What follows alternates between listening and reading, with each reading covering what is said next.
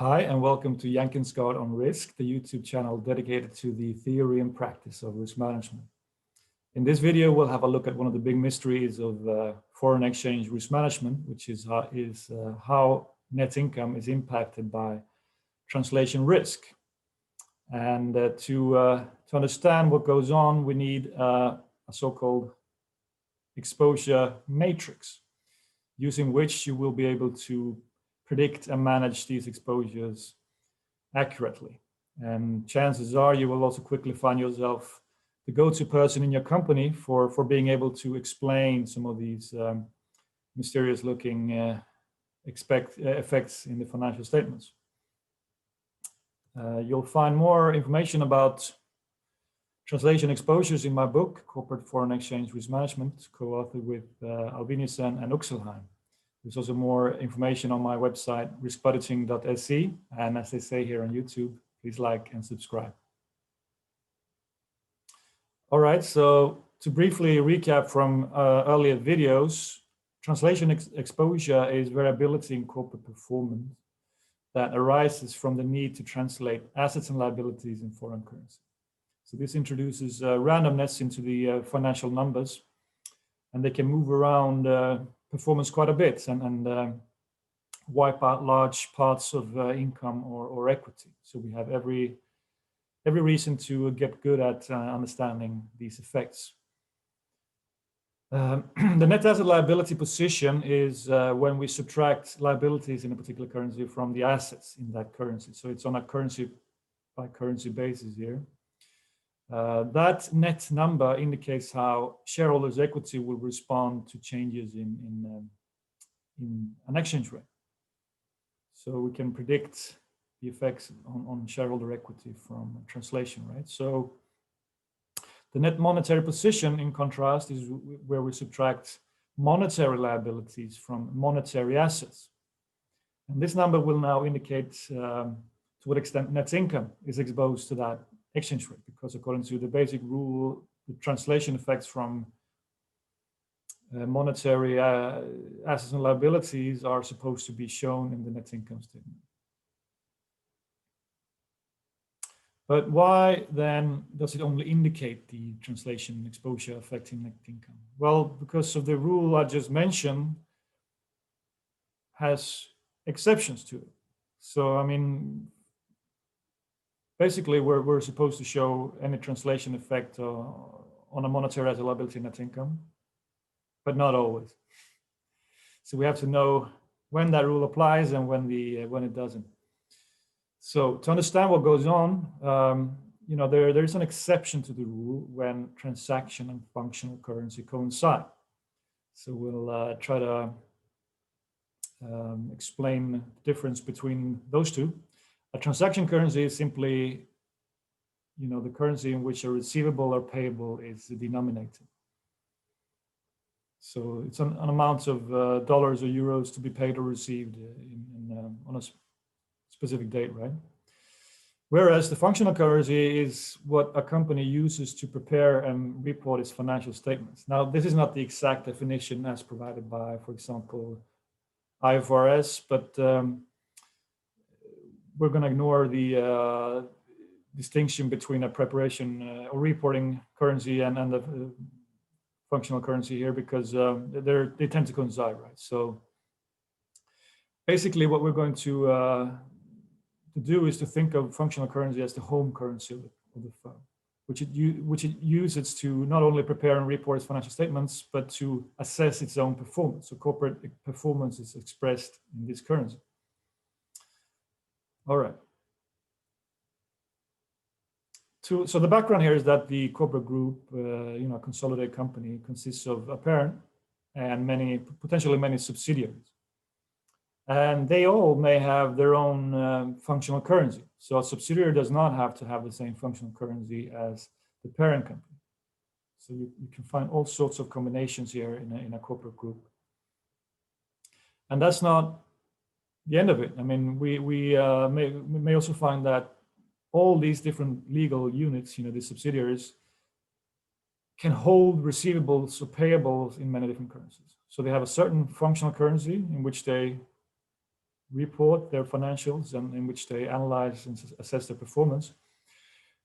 But they may hold various receivables or payables in different countries, right? So, and the fundamental perspective here is that if you're a US dollar company, let's say you're a US dollar based subsidiary in a corporate group, if the dollar is your functional currency, then your home currency, it doesn't matter to you if a payable or receivable in dollars changes in value seen in relation to some other currency. It doesn't matter because that's the currency you're going to report in anyway. So in these cases, there will not be a gain or loss to report further up to the consolidated level, right? I mean, you have to first compute a gain or loss at the subsidiary level, and then that will be consolidated up to, further up in the corporate system. So if that gain or loss fails to occur because well, it already had the dollar as its functional currency, well, such a receivable or payable will be considered unexposed in consolidated net income, right? Because it fails to materialize in the first place when the transaction currency is identical to the functional currency.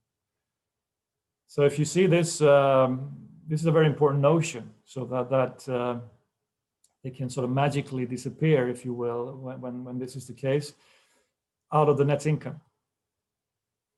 So to give you some examples here, let's just consider this situation here. We have a Brazilian subsidiary, which is part of this corporate group, Hydro. It's a Norwegian-based aluminium producer. So there, the assets and liabilities of this subsidiary will be in real, the Brazilian currency, right? Hydro, for its part, holds some 500 million of debt in US dollars because they have cash flows in dollars, so they think they could benefit from matching the liabilities with the currency of their cash inflow, right? So anyhow, there is a translation exposure to both the Brazilian currency then from translating the subsidiary and to the dollar versus NOK exchange rate, because they have a debt that needs to be translated every quarter. So two different types of translation exposure here. But nothing in principle prevents it from being the other way around. Let's say the subsidiary decides to borrow in the US dollar and Hydro finds it appropriate to borrow in the real. That could happen. I mean, they are free to do so if they see it fit. And this would change the transaction currency versus functional currency mix of this company. And that decides where gains and losses happen in this corporate group. So to make some progress here and to understand what goes on, we can map this out in a translation exposure matrix. And this matrix has functional currency on one axis and transaction currency on the other.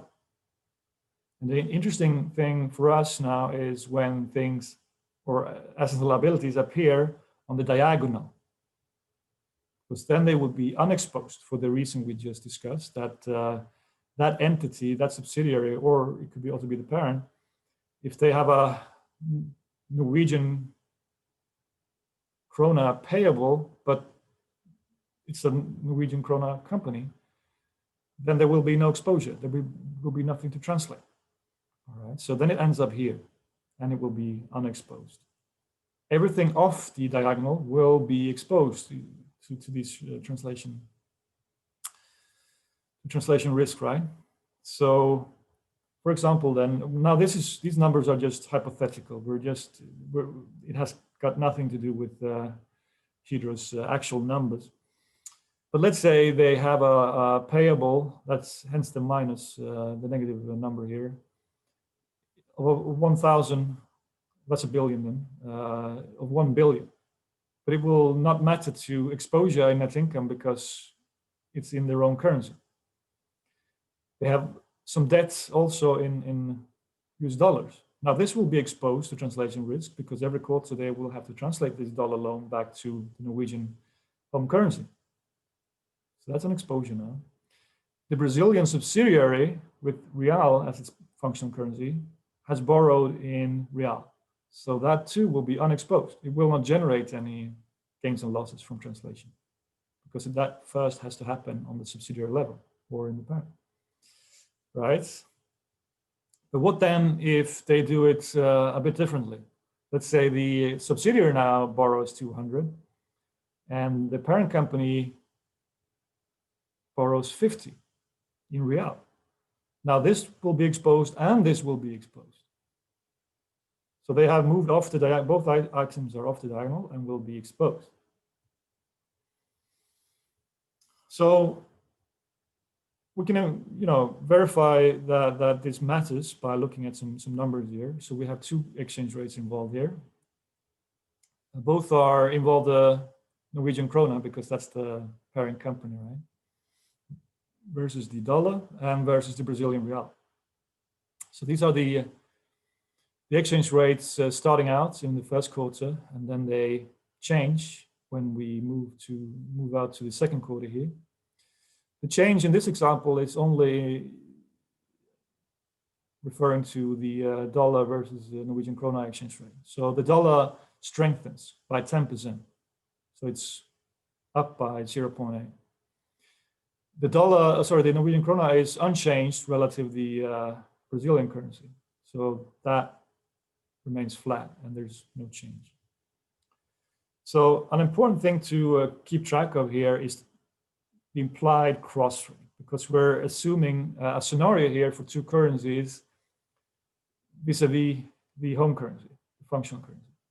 All right, that implies a change in the cross rate.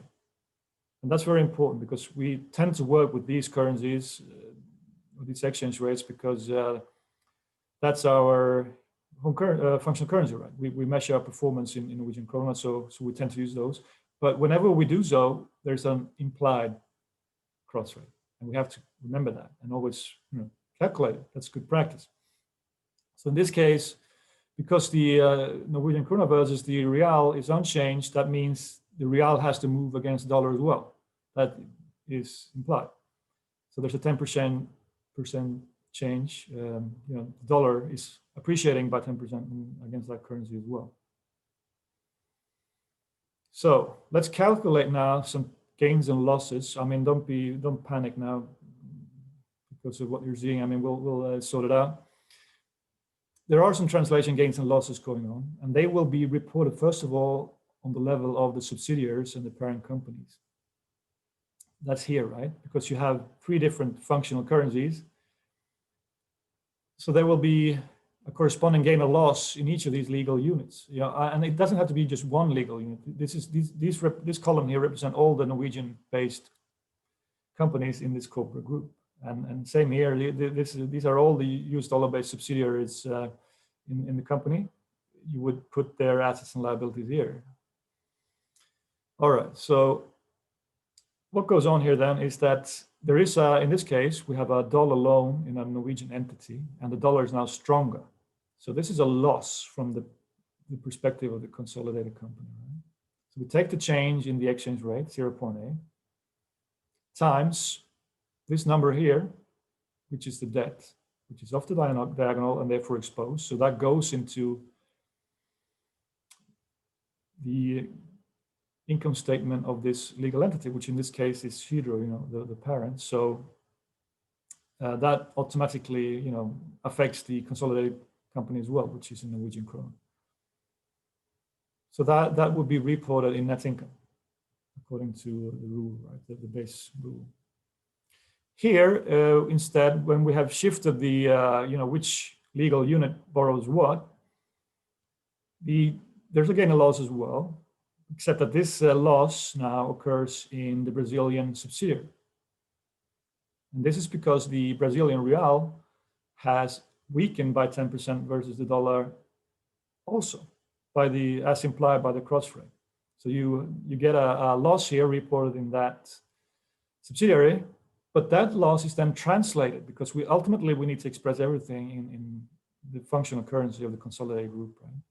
So we take the Norwegian krona versus the real here and translate that back. So it comes out the same. So it doesn't matter in this case that we first have to report it in this legal entity and then translate that back. So we'd sum everything on this line to learn what kind of gain or loss we'd show in the consolidated net income, right? So if you sum this row, it's 160, just like here, right? So no difference.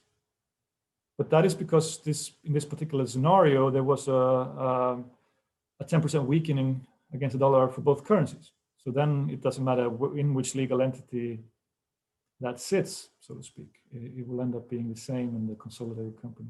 It's different when the implied cross rate is not exactly identical to the sort of original change in the dollar versus NOK here.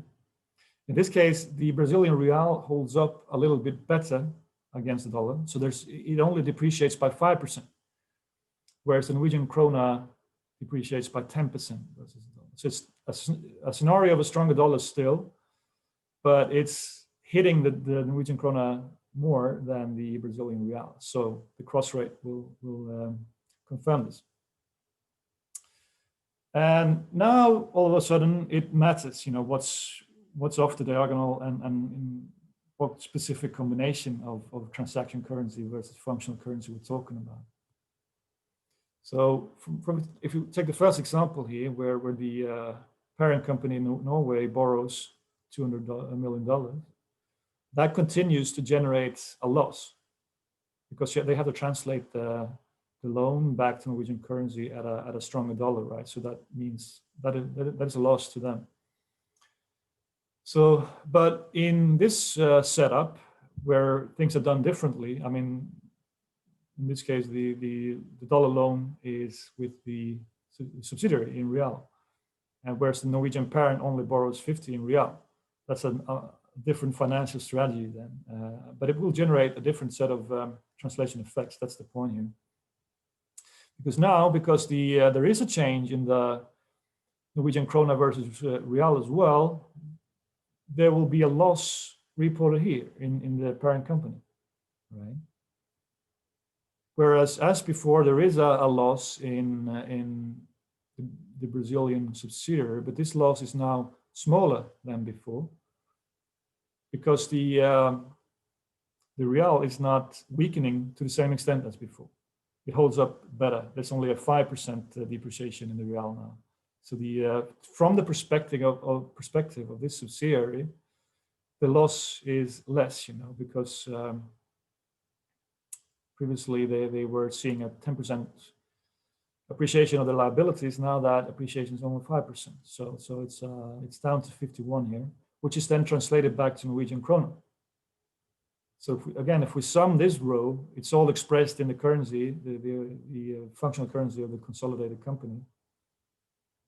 And it's minus 84. So it's still a loss from the weakening of these currencies relative to the dollar, but it's less so than in this scenario, in this case. So we're talking about the same currency scenario, but it will generate different impacts because the corporate structure is going to be different now. So just by moving these liabilities around different legal entities, we were able to impact the ultimate impact on consolidated net income. So, I mean, overall, it's worth keeping in mind that overall, it's the same amount of dollar debt and it's the same amount of real debt, except that they are sitting in different combinations here of functional versus transaction currency. And that will matter to consolidated net income. All right, so now we understand why there is an exception to the rule and why net income, or simply by looking at the monetary assets and liabilities in that net will not be sufficient to understand how net income is exposed to translation risk. We have to employ this kind of matrix approach. But like I said, this is the good news are that once you grasp these principles, you will quickly become the go-to person. Very few people understand this. But it definitely helps you manage your exposures and helps you predict and explain much better. So it's well worth trying to figure out this principle here that look for specific combinations of functional and transaction currencies, and that will indicate or determine. Now, it's not only indicate, it will determine your exposure. All right, so, oh yeah, here are the, how those were actually obtained. You know, we are looking at these currencies versus the exposures in that entity, right? So we have to do that for one more currency now. All right. One big conclusion here is that corporate structure matters to translation exposure more than you might think. So it matters which entity holds what liability or what asset. And to explain and predict translation gains and losses, we must map out this using a matrix approach. So that is where the currency matrix is extremely helpful. And in this approach, when you do it this way, cross rates become important. So your model will have to keep track of not only your predictions for your own currency versus several others. The cross rates between these other currencies are also meaningful to because they will influence, depending on where these exposures arise, you know, the combination of transaction versus functional currencies. So that's another feature we have to add to our model. All right. Thanks so much for listening. You'll find more information in Corporate Foreign Exchange Risk Management, Empowered Enterprise Risk Management. Please check my website, riskbudgeting.se, and please like and subscribe. Have a good day.